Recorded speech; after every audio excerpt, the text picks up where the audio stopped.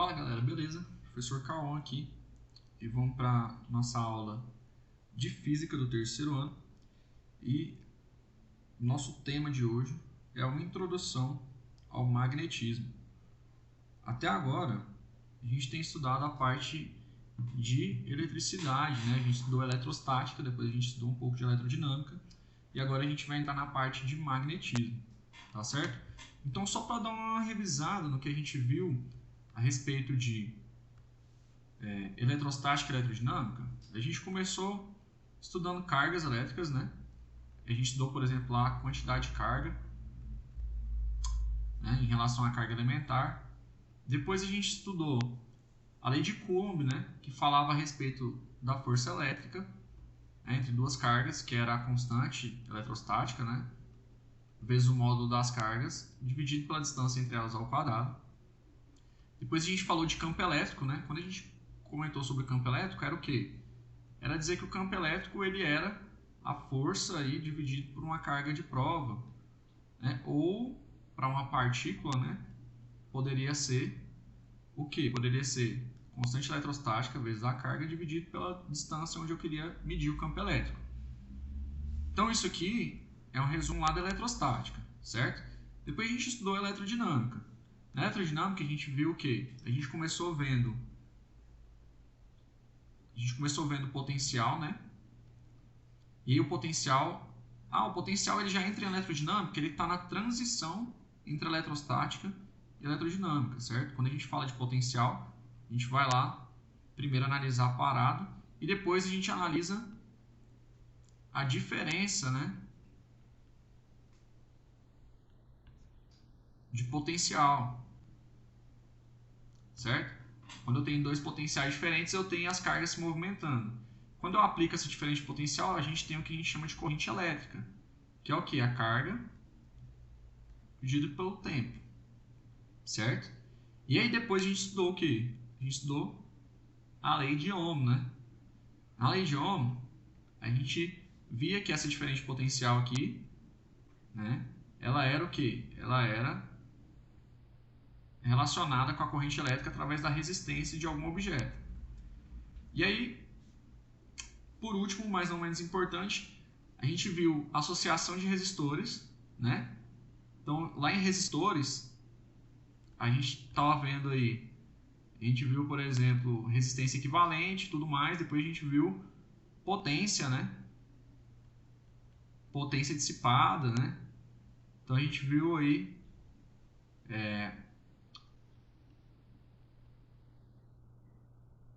a relação entre a resistência e a potência, né?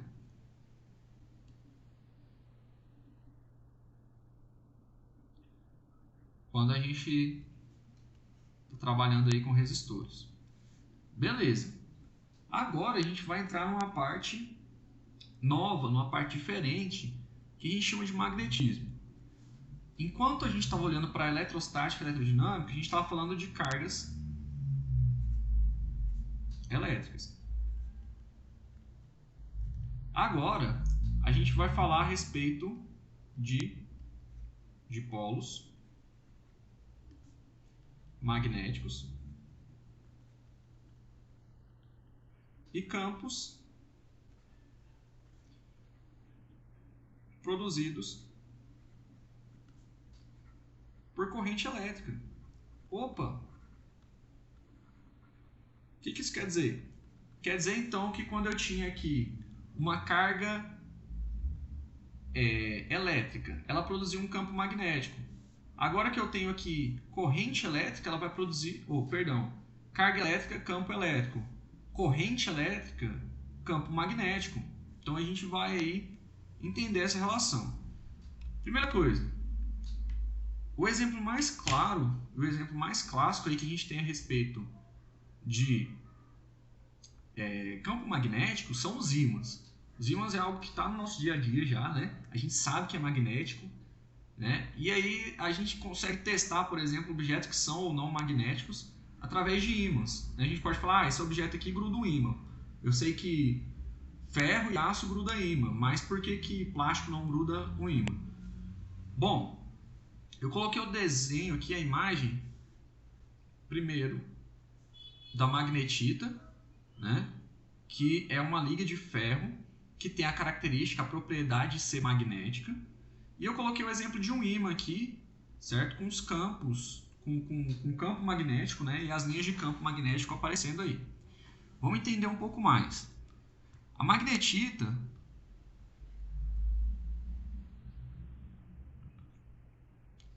é uma liga de ferro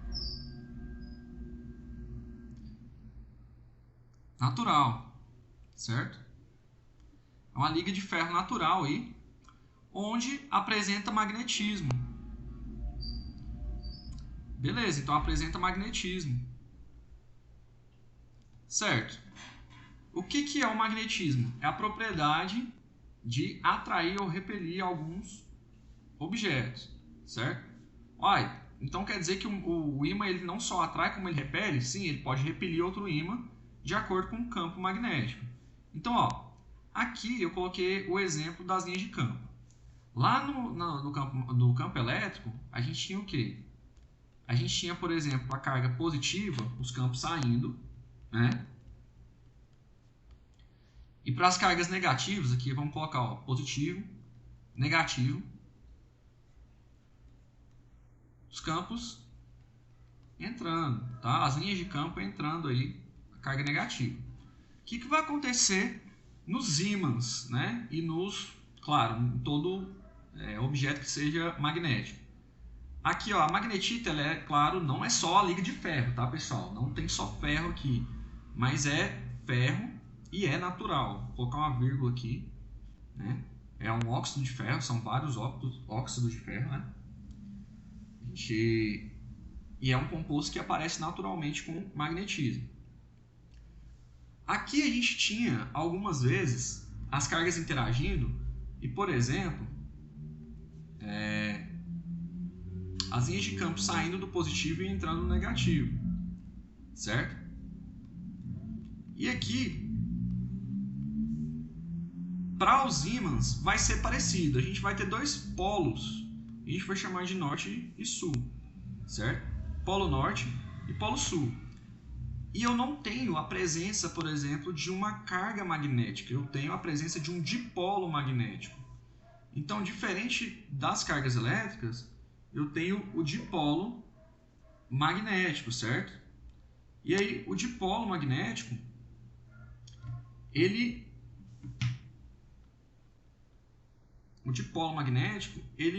funciona da seguinte maneira. As linhas de campo elas saem do polo norte e elas chegam no polo sul. E quanto mais eu me afasto aqui do meu ímã, menor é a intensidade do meu campo magnético. Certo? Nas cargas elétricas eu representava o meu campo magnético meu campo elétrico, pela letra E. Nos dipolos e nos sistemas em que eu tiver campo magnético, eu vou representar pela letra B. Certo?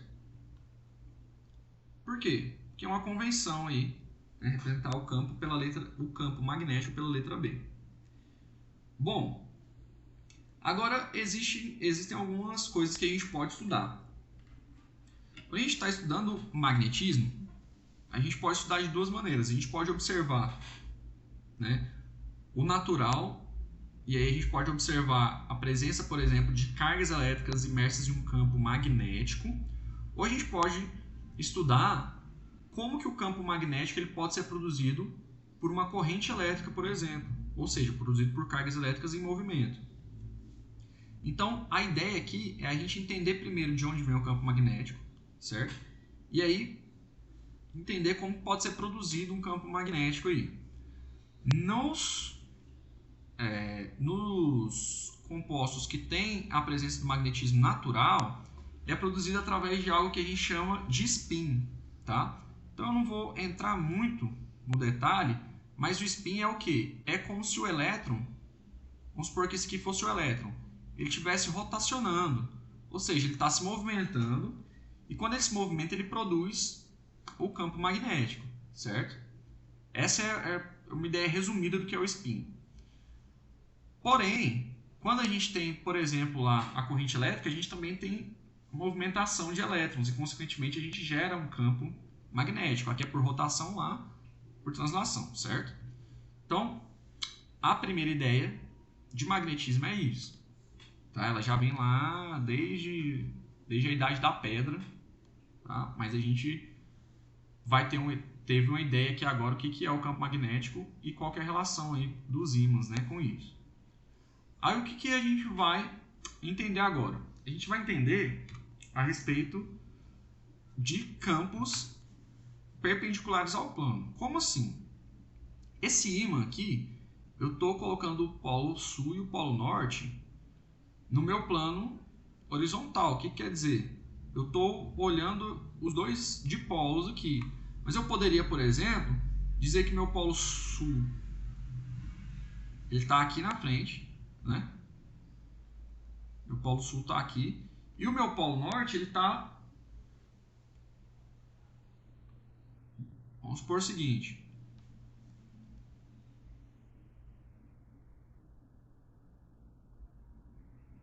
Ele está em profundidade, tá? Vamos supor aqui que seja Y, vamos supor que seja Z, né? Y e X. Então quer dizer, ó, meu polo norte ele está para lá, ó.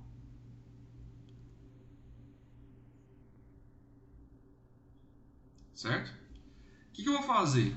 Eu vou observar isso aqui só do plano Z e X. O que vai acontecer aqui?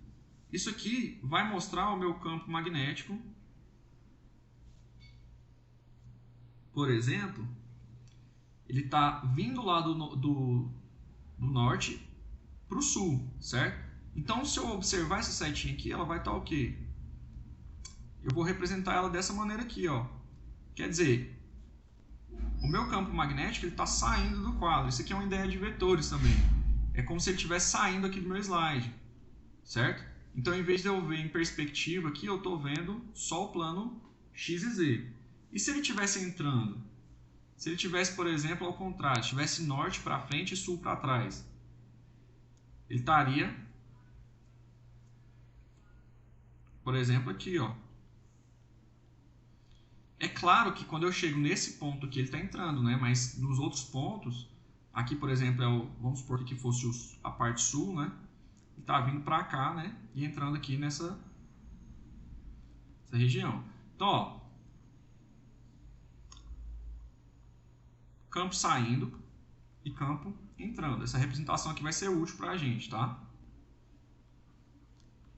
Beleza. Agora a gente pode, então, ditas as representações, né, do que a gente tem, a gente pode falar da relação do campo magnético e da corrente elétrica, certo? Quando eu tenho elétrons em movimento,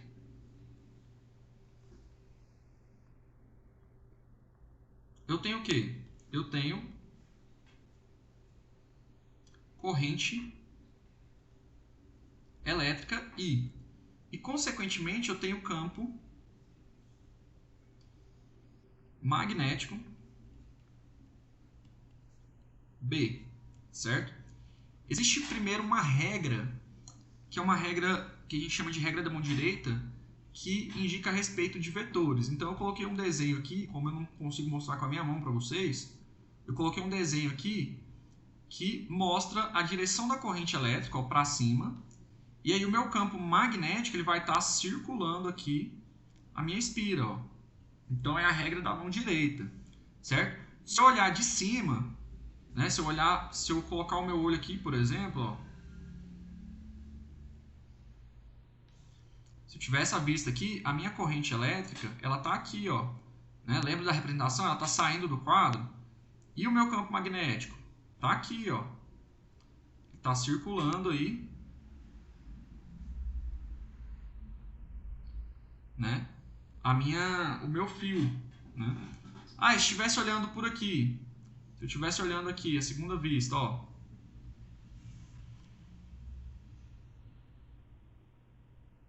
estaria o quê? Fazendo o mesmo esquema, ó. Se aqui está anti-horário, aqui vai estar horário, ó. Essa é a única diferença, certo? Então, é assim que funciona a regra da mão direita, certo? Então, o campo ele sempre vai estar nessa perspectiva. Se a corrente está saindo, meu sentido do campo é anti-horário, e se a corrente está entrando, meu sentido é horário. Claro que eu sempre posso desenhar o fio aqui, né? E dizer, ó, minha corrente está para cá e o meu campo ele está aqui, ó, circulando em volta, certo? Então tá vendo que ele está perpendicular, né? Só que porém dando a volta aqui, né? Certo? Então essa é a ideia aí do campo magnético e a corrente elétrica. Bom, um outro detalhe é que o meu campo magnético ele pode ser produzido e a gente pode quantificar ele, certo? Então a gente vai quantificar ele de qual maneira? A gente vai dizer o seguinte: quando eu tenho um fio retilíneo, o meu campo magnético ele vai ser dado por quem? Ele vai ser dado por uma constante, que a gente vai chamar de μ0 aqui. Vai ser dado pela corrente, ou seja, quanto maior a corrente, maior o campo elétrico. E vai ser dado também pela distância. E essa distância a gente vai chamar de R, tá? Então, isso aqui é basicamente um resumo da lei de Ampère, tá? Como a gente está focado mais em campo magnético, a gente não vai destrinchar muito sobre a lei de Ampère. Mas, em resumo, né, a gente tem a lei de Ampère aqui. Tá, então, vamos detalhar isso aqui. O que eu posso colocar de detalhe? Trouxe esse exemplo aqui primeiro, tá?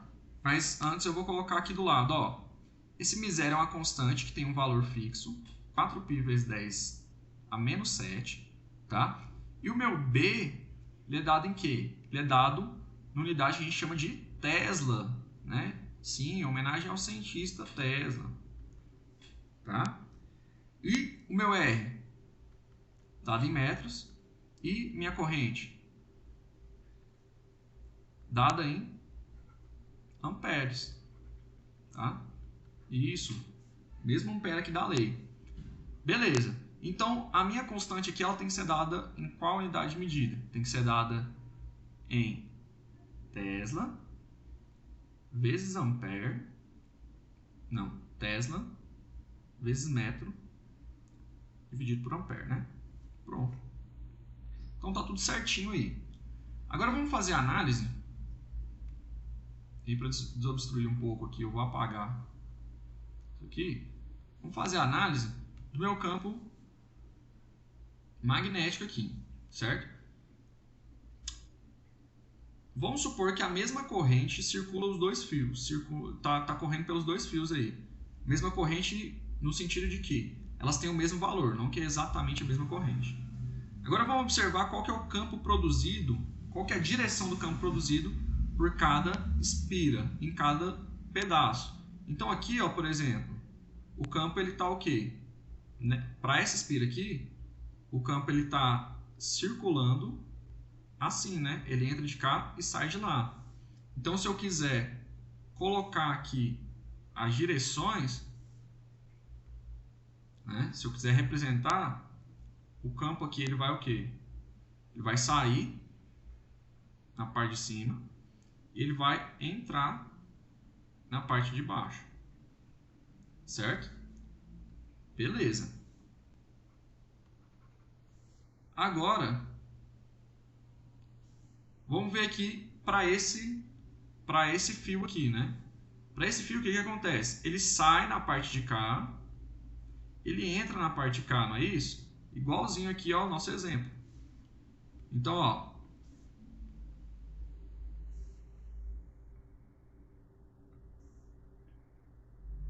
se ele sai na parte de cá e ele entra na parte de cá, o que está acontecendo com essa região aqui?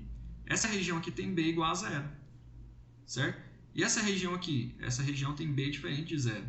Por quê? Porque aqui os campos eles estão se anulando, a corrente não é a mesma. E de cá?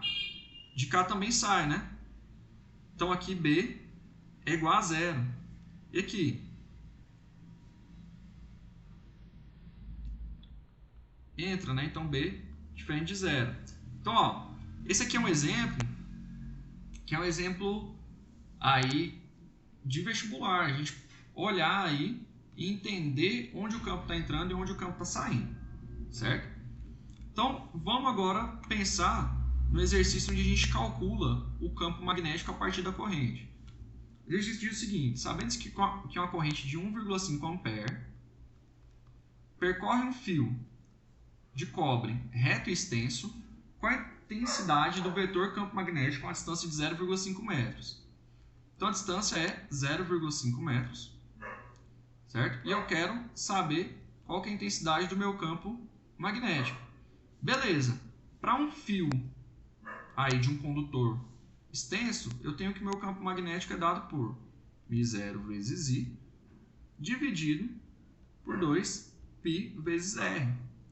Então, quer dizer, o μ0 a gente sabe quanto que vale. Quanto que vale? 4π vezes 10 a menos 7 tesla metro por ampere. Então, ó, 4 vezes π, a corrente vale 1,5. Embaixo eu tenho 2π. Então eu posso simplificar os π aqui, ó. O raio vale 0,5. Opa! Então quer dizer, 4 vezes 1,5 vai dar 6. 2 vezes 0,5 vai dar 1. Então o meu campo é, que ficou faltando, né, o 10 vezes 10 a menos 7. Meu campo é igual a 6 vezes 10 a menos 7 tesla. Tá aí, ó. Então a corrente de 1 ampere produz um campo magnético de 6 vezes 10 a menos 7 tesla. Então é um exercício bem tranquilo, né, para a gente entender como que aplica aí nossa equação. Então, resumindo,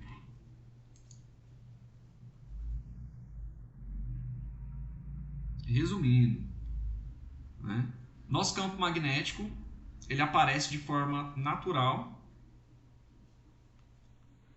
na magnetita e aparece de forma, digamos, sintética ou produzida, né, por corrente elétrica.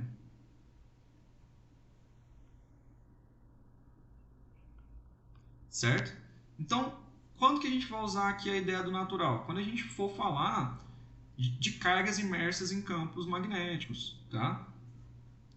E quando que a gente vai falar de forma sintética? Quando a gente estiver trabalhando com eletromagnetismo, certo? O que quer dizer isso? Quer dizer que eu tenho corrente elétrica produzindo um campo magnético. Então, em resumo, a gente tem aí, para um fio retilíneo, nossa lei de Ampère, né? Que é μ0I de 2πr, certo? Então, bem tranquilo aí, uma introdução ao magnetismo e já uma ideia aí de como funciona para correntes elétricas. Então, quer dizer que os fios, a fiação da casa, por exemplo, ela produz campo magnético? Sim, mas pode ver que ele é um valor muito, muito pequeno, né? Então, a gente pode pensar aí que tudo produz campo magnético. Todas as correntes elétricas estão produzindo campo magnético. Tá certo? É isso. Boa sorte nos exercícios. E os exercícios estão bem parecidos com esse, tá? Estão bem próximos a esse. E são exercícios também de análise, igual esse aqui, ó. Tá? É isso, pessoal. Boa sorte aí e até a próxima.